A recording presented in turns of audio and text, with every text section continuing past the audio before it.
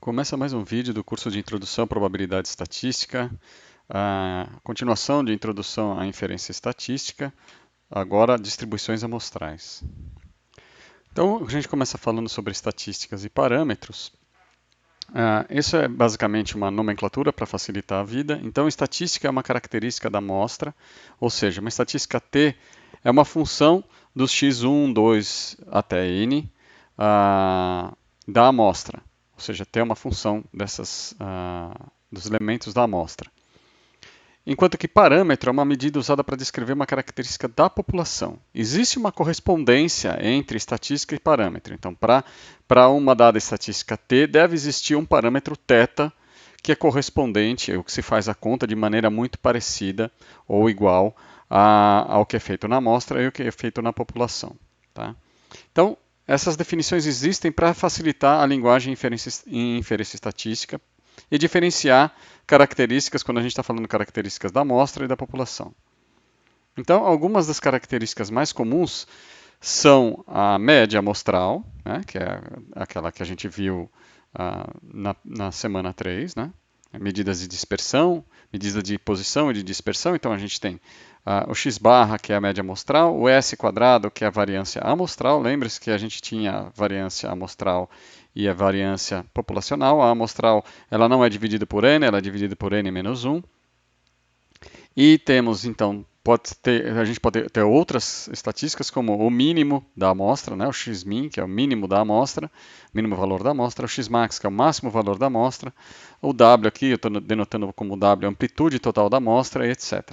Veja que para cada uma dessas medidas, que são estatísticas, a gente pode ter o equivalente a essas medidas para toda a população. A gente tem uma média populacional, uma variância populacional, a gente pode ter um mínimo valor para a população dessa variável, o máximo valor da população para essa variável e a amplitude máxima do total da população. Tá? Então, de maneira geral, todas aquelas medidas de posição e de dispersão que a gente viu no início do curso, na parte de análise exploratória, podem ser designadas como estatísticas ou parâmetros, mas não somente aquelas, podem ter outras. Os símbolos mais comuns que a gente tem tanto para a amostra quanto de estatísticas ou parâmetros da amostra e da população, respectivamente, são os que a gente apresenta aqui. Então, essas estatísticas que são mais comuns, né, são as mais utilizadas, como média, variância e número de elementos, elas têm símbolos próprios. Então, para a amostra, a média é o x barra, para a população é a letra grega mi, a variância é S quadrado para a amostra e sigma quadrado para a população, né, como parâmetro. O número de elementos é o n minúsculo quando ela é estatística da amostra e é o n maiúsculo quando ele é o parâmetro da população. E a proporção é o p-chapéu, quando a gente usa ele como estatística da amostra, e o simplesmente p para a população. Então, agora a gente fala de distribuições amostrais, que é o cerne da aula de hoje. Então, suponha que você queira determinar um parâmetro θ qualquer de uma população. Então, para isso, você seleciona uma amostra aleatória simples com reposição de n elementos sorteados dessa referida população. Tá? E aí você tem uma estatística de interesse da amostra T, f de x1 até n da amostra, correspondente à amostral do parâmetro θ. Então, a gente pode estar, por exemplo, aqui, o parâmetro T poderia ser o x barra, né, a média amostral, e a estatística, né? E o parâmetro seria o mi, que é a média populacional. Então, colhida uma amostra, obtém-se um particular valor de t grande, que é t0, no qual será baseada a inferência sobre θ. Então, por exemplo, usando ainda a analogia de x barra com mi, a gente poderia dizer, a gente pegou lá um número de elementos, calculou a média deu 3, vamos supor, porque a gente supôs a gente está fazendo, ou uma coisa mais concreta, a gente está pegando a média, a estatura média da população, a gente quer estimar, então, qual é a estatura média da população na região da Grande São Paulo. E aí eu vou lá numa classe, numa sala de aula da Universidade Federal do ABC e coleto a amostra de 50 estudantes e meço a estatura de cada um e calculo a média. E eu vou obter, por exemplo, um valor de 1,72. Então, a partir dessa amostra, falar, então, a média, a estatura média da população da Grande São Paulo é em torno de 1,72, dado que eu tenho esse valor amostral. Tá? Então, o problema é que você tem só um grupo de 50 pessoas para representar uma população de milhões de pessoas. Então você fala, bom, se eu soubesse mais, eu teria uma estimativa melhor. Então a inferência seria de melhor qualidade se a gente soubesse como se comporta essa estatística T quando a gente toma diferentes amostras da população. Só que a gente tem que usar os mesmos critérios para a seleção de cada amostra. Tá? Ou seja, a gente quer saber qual é a distribuição dessa estatística T, quando x1, x2, x3, x4 até xn assume todos os valores possíveis, ou seja, como se a gente pegasse uma amostra em que a gente mede todas as pessoas da população. Então a gente pega, tem, sei lá, 1 milhão de pessoas, a gente está querendo ver 10 milhões de pessoas, aí você quer fazer amostras de 50 pessoas, então você quer ver todas as amostras de 50 pessoas possíveis, você vai para cada uma dessas amostras medir a estatura média de cada uma, né? Medir a estatura de cada pessoa e calcular a média, e aí você vai ter um valor de média para cada um desses grupos de 50 pessoas. E aí você vai fazer um histograma com isso, por exemplo, e aí você vai determinar então qual é a distribuição das médias da estatura de cada uma dessas amostras. Tá? Então, essa distribuição vai ser chamada de distribuição amostral da estatística T. Tá? No exemplo concreto que a gente está fazendo paralelo, seria a distribuição amostral da média. Tá? E essa distribuição amostral, ela desempenha um papel fundamental na teoria de inferência estatística, como a gente vai ver a seguir. Então, para ilustrar o que eu estava falando, então a gente tem aqui a população, né, que tem todos os x possível aqui dessa variável que eu tenho, né, que eu vou medir, e aí eu tenho esse parâmetro θ. E aí eu colho k amostras, né, amostra 1, 2 até k, onde eu vou calcular então a estatística T grande e vou obter um valor para cada uma das amostras. Então, para a amostra 1, eu vou obter o valor T1 para a estatística T. Para a amostra 2, eu vou obter T2 e assim por diante, até K. Então, eu vou ter vários valores dessa estatística calculada em cada uma dessas amostras. E aí eu posso fazer um histograma, quer dizer, essa daqui é a distribuição de frequências relativas, por exemplo, de todas essas dessas amostras, o valor dessa estatística T, né? Então veja que o eixo é o T, né? Os valores de T, e a gente obtém então uma distribuição de frequências relativas, ou mais apropriadamente, aí a gente pode dizer que é a distribuição de probabilidades dessas amostras, dessa estatística, a distribuição amostral dessa estatística T. Então vamos tomar como exemplo concreto o seguinte conjunto de dados como população. Então é um conjunto de números 1, 3, 5, 5 e 7. Queremos selecionar todas as amostras de tamanho 2 com reposição, ou seja, eu posso sortear 1 e 1, 1 e 3, 1 e 5, 3 e 1, 1 e 5 com o primeiro 5, 1 e 5 com o segundo 5, 5 e 1 sendo o primeiro 5, 5 e 2 sendo o segundo 5 e assim por diante. E aí eu vou pegar e criar a distribuição de probabilidades das possíveis amostras de tamanho 2. Então, aqui, a distribuição de probabilidade conjunta de cada uma dessas, o que a gente vai ver a seguir, é a distribuição conjunta, essa tabela mostra a distribuição conjunta de todos os pares possíveis de serem obtidos. Então, a gente tem aqui 1 com 1 é 1,25, 3 com 1 é 1,25, 1 com 3 é 1,25 também, e assim por diante. Tá? De tal forma que a gente tem as probabilidades somadas aqui na linha, e as probabilidades somadas, os totais aqui na coluna, e a gente sabe que essas probabilidades aqui são as probabilidades marginais. E veja que a distribuição das probabilidades marginais são iguais, porque a gente tem a mesma tipo de variável, que tem a mesma distribuição, e como a forma que a gente está fazendo é com reposição, isso significa então que as probabilidades, ou seja, que as probabilidades de x1 e de x2 são independentes, e é por isso que a gente tem então esse feito aqui. Então a gente vê aqui que as coisas são de fato o produto de cada uma dessas duas marginais aqui. Então, a gente vê, o que a gente vai querer ver é, então, uma estatística dessas amostras. E qual vai ser a estatística que a gente vai escolher? A gente vai escolher a média. Então, a gente vai pegar para cada uma dessas amostras, pegar o x1, somar com o x2 e dividir por 2. Então, essa distribuição pode ser obtida usando as probabilidades que a gente viu na tabela de probabilidades conjuntas no slide anterior, e a gente vai fazer o que então? A gente vai escolher cada valor possível da média e vai ver qual é a probabilidade associada àquele valor possível da média. Então, primeiro, a gente começa com a média igual a 1. Só existe uma condição, uma situação em que a gente vai ter a média igual a 1, que é quando a amostra selecionada é o par 1, 1, porque é o único jeito de você ter os dois números dando uma média 1. E a probabilidade do par 1, 1 é, como mostrava na tabela anterior, é 1 sobre 25 avos. Aí, para a gente obter, então, por exemplo, a média x3, quais são os arranjos, quais são as combinações de pares que a gente pode ter? Então, a gente pode ter 1 e 5, a média vai dar 3, 3 e 3, a média vai dar 3, e 5 e 1, a média vai dar 3. Então, a gente tem que ver a probabilidade de ocorrência de cada um desses pares. Então, a probabilidade de cada um desses pares é 2 e 25, 25 avos, 1 25 avos e 2 25 avos. Então a gente tem que somar essas probabilidades e a gente vai achar então 1/5. Então a probabilidade da gente ter a média igual a 3 é 1/5. E assim a gente vai fazendo para cada um dos valores. Tá?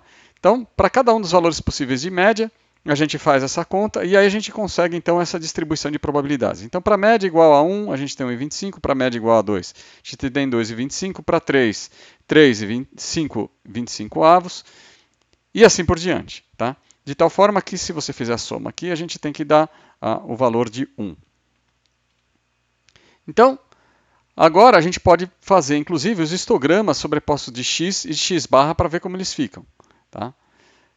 Então, a linha azul é o histograma de x, ou seja, a gente pegar só aquela distribuição 1, 3, 5, veja, 1, 3, 5, que tem duas, né, 5, 5 e 7. E aqui a distribuição das médias. Então, veja, a distribuição das médias é um pouco menos acidentada, é um pouco mais suave. Por quê? Porque a gente tem valores em todos os lugares. Aqui a gente não tem essas descontinuidades que tem na população. Tá? Então vamos aprofundar um pouco mais e falar sobre a distribuição amostral da média e chegar no teorema do limite central. Então a gente considera uma população identificada pela variável x e cujos parâmetros μ igual a esperança de x e variância sigma quadrado são supostamente conhecidos, ou seja, a gente vai pegar, como nesse exemplo que a gente viu, a gente tem como saber qual é a média da população e a variância da população. Tá? Então aí a gente vai e retira todas as amostras aleatórias simples de tamanho n dessa população e para cada uma delas a gente calcula a média amostral. Então a gente constrói a distribuição amostral de x barra e aí a gente estuda as propriedades dessa distribuição amostral. Tá? No caso do exemplo que a gente deu, a média da população, né, daquele 1, 3, 5, 5, 7, é 4,2 e a variância é 4,16. Então, a gente também fez a distribuição amostral de x barra com n igual a 2. E a gente apresentou na última tabela que a gente viu. Então, também no histograma. Então, a gente pode, a partir daquela tabela, calcular o valor esperado de x barra, e a variância de x barra, ou seja, o valor esperado da média amostral e a variância da média amostral. Então a gente tem aqui, usando como sempre aquele truque de usar o produto escalar, a gente então calcula aqui a esperança, a variância e aqui a gente imprime os valores. E aí, veja que a gente obteve 4,2, que é o mesmo valor para a média da população, e 2,08. Esse 2,08 é, na verdade, a metade do 4,16. Mas alguém pode argumentar que é coincidência o fato de ser 4,2, né, ser o mesmo valor, a média da população, e a média das médias da distribuição, o valor esperado da média amostral, e que a variância da média amostral seja a variância da população dividido por 2. Mas a gente vai ver que não. Na verdade, a gente tem um teorema que diz o seguinte: seja x uma variável aleatória com média μ e variância sigma quadrado, e seja x1 até xn uma amostra aleatória simples, então a gente tem que a média E se a média, se a estatística que a gente está olhando, x barra, for igual a x1 mais xn, dividido por n, que é a média amostral, então a gente tem que a esperança de x média é igual a μ e que a variância de x barra é igual à variância da população dividido por n. Eu não vou apresentar a prova aqui, mas a prova está na referência 1. Vejamos agora como é que fica a distribuição de x da média amostral para amostras aleatórias simples com n igual a 3 elementos. Tá? Então a gente fica com um gráfico ainda um pouquinho mais alisado. E aí a gente pode calcular aqui a média, né, e a variância. Então a gente pede aqui. Então com n igual a 3, a média, a esperança das médias é 4,2, como era de se esperar, e a variância é 1,36, que se você for ver é essencialmente a variância da população dividida por 3. Então, agora a gente pode olhar os histogramas das distribuições de x barra para os três valores de n, 1, 2 e 3. Para 1 é exatamente o da população. Tá? Então a gente vê o que está acontecendo aqui é que ela vai se aproximando, vai ficando cada vez mais suave, né? Mais alisado, vamos dizer assim, e com uma distribuição cada vez mais parecida com a distribuição normal. Então, à medida que n aumenta, ela vai ficando mais próxima da curva normal e mais lisa. E essa convergência para a normal ocorre com o x barra, independente da forma com que é distribuído o x. Tá? Então a gente pode ver um caso em que x é distribuído de maneira uniforme, por exemplo, o resultado do lançamento de um dado honesto. Então aqui você tem a distribuição da população, né, ou lançamentos com um lançamento só, né, médias de um lançamento só, amostras de n igual a 1. Aqui com n igual a 2 fica parecendo um triângulo, né, que é um resultado, isso aqui é a soma de dois números aleatórios com distribuição uniforme, dá uma distribuição triangular.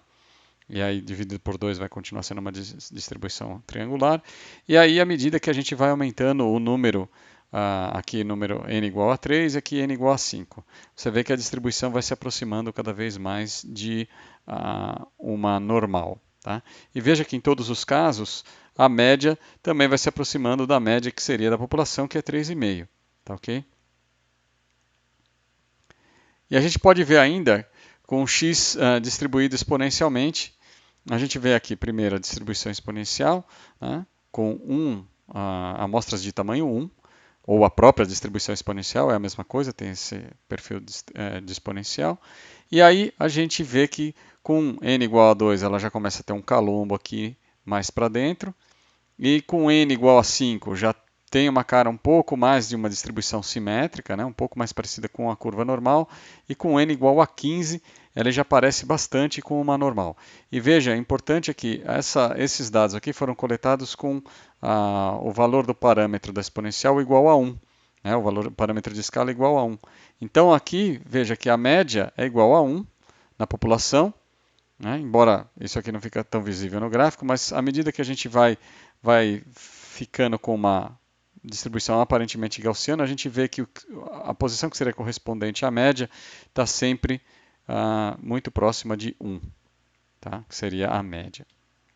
Então, esse resultado fundamental na teoria de inferência estatística se dá o nome de teorema do limite central. Tá? Ele é muito importante na teoria de inferência estatística. Então, enunciando o teorema de maneira um pouco mais formal, para amostras aleatórias simples x1, x2 até xn, retiradas de uma população com média μ e variância sigma quadrada, a distribuição amostral da média x barra igual a x1 mais x2 mais até xn, dividido por n, aproxima-se de uma distribuição normal com média μ e variância sigma quadrado dividido por n, quando n tende ao infinito. Tá? A demonstração desse teorema está além da capacidade do que esse curso está se propondo a fazer. Tá? Então está além do escopo desse curso.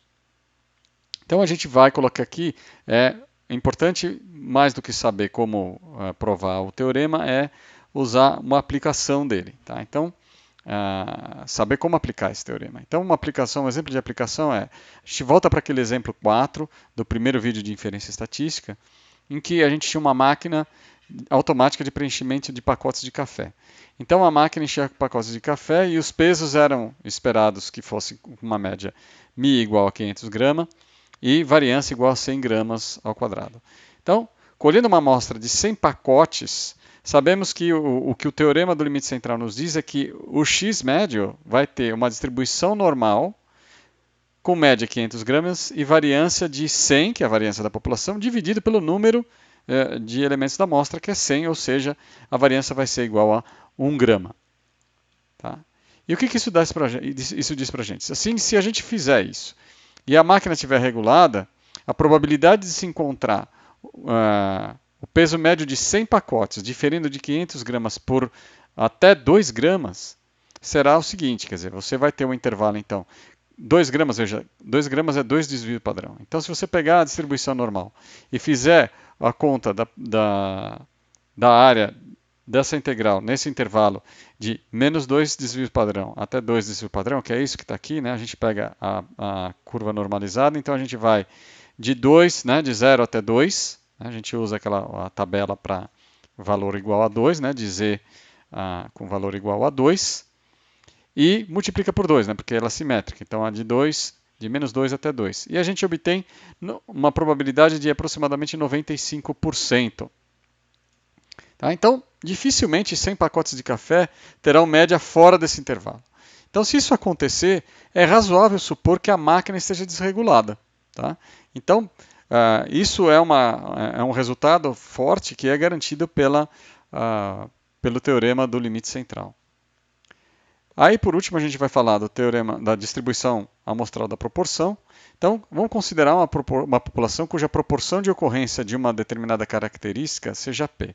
Por exemplo, segundo um estudo que está mencionado na referência 2, a proporção da frota brasileira de veículos movidos a gás natural é 7,38%. Então, nesse caso, essa proporção é igual a 7,38%, ou 0,0738. Então, essa é a proporção de gás natural veicular na população, que nesse caso a gente chama de frota nacional de veículos. Tá? Assim, a população pode ser considerada como uma variável x, de tal forma que x vale 1 se o elemento possui a característica, nesse exemplo que a gente está falando, o gás natural movido a gás natural veicular, e 0 se o elemento, ou o veículo no caso, não possui a característica, ou seja, se o veículo em questão ele é movido a um outro tipo de combustível. Tá? Então, como isso é uma distribuição, com um cara de distribuição, esse x, 1 e 0 é uma distribuição de Bernoulli, então a gente sabe que a média, né, a esperança de x é igual a p, e a variância é p vezes 1 menos p.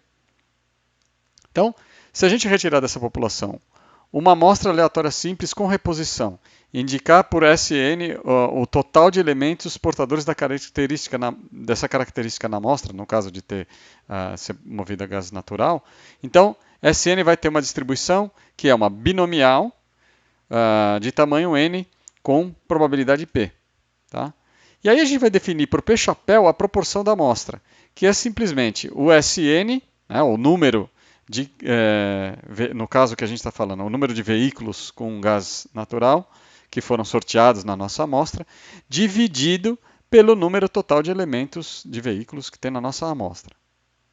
Então, a gente vai ter que a probabilidade de a gente ter um determinado valor igual a K, né, então a gente tem lá o nosso SN é igual, sei lá, a gente coletou 100 carros para fazer a amostra. Então o SN é a proporção, né? O número de carros que tem, que é movido a gás natural. Então vamos dizer que eu quero saber qual é a probabilidade desse SN ser igual a 10, ou seja, de 100 carros eu sorteei 10 carros. 10 dos 100 carros que eu sorteei são movidos a gás natural. Então a probabilidade de SN igual a K é igual a SN sobre N igual a K sobre N. Então a probabilidade desse P chapéu é igual a K sobre N. Né? Então, a probabilidade de SN igual a K é igual à probabilidade, é igual à probabilidade de K dividido por N. Ou seja, a distribuição amostral de P chapéu é obtida da distribuição amostral de SN. Então, voltando lá na semana 8, a gente viu a tal da aproximação normal binomial. Então, a gente pode agora mostrar que a razão da validade dessa aproximação está a raiz dela está no teorema do limite central. Então, se a gente observar que o SN ele é a soma de n variáveis aleatórias, né? Do x1 mais x2 mais xn.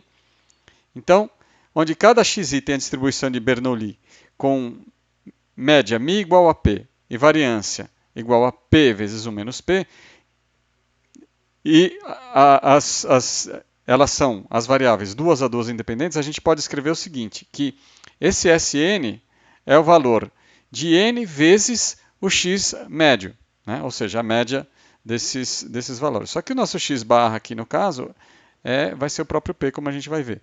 Então, o teorema do limite central diz que a distribuição amostral da média ela vai ter uma distribuição aproximadamente normal, com média p e variância p vezes 1 menos p, dividido por n, né, que é a variância da população dividida por n.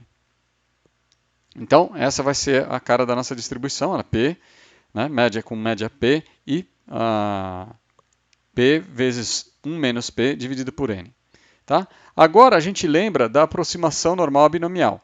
Então, quando a gente fez a aproximação normal binomial, se a gente fizesse a aproximação, a gente sabe que o SN tem uma distribuição binomial, mas a gente pode aproximar ela por uma, de acordo com a aproximação normal binomial, a gente pode aproximar ela por uma normal que tenha média igual a n vezes p, que é a média da distribuição binomial, e variância n vezes p vezes 1 menos p, que é a variância de uma binomial. Então, como o x barra é a própria variável p chapéu, para um n suficientemente grande, podemos considerar que a distribuição amostral do p chapéu vai ser a seguinte, vai ser uma normal com a média p e variância p vezes 1 menos p dividido por n, né, que n é o número de elementos da amostra. Tá? Então, era isso que eu queria apresentar nesse vídeo.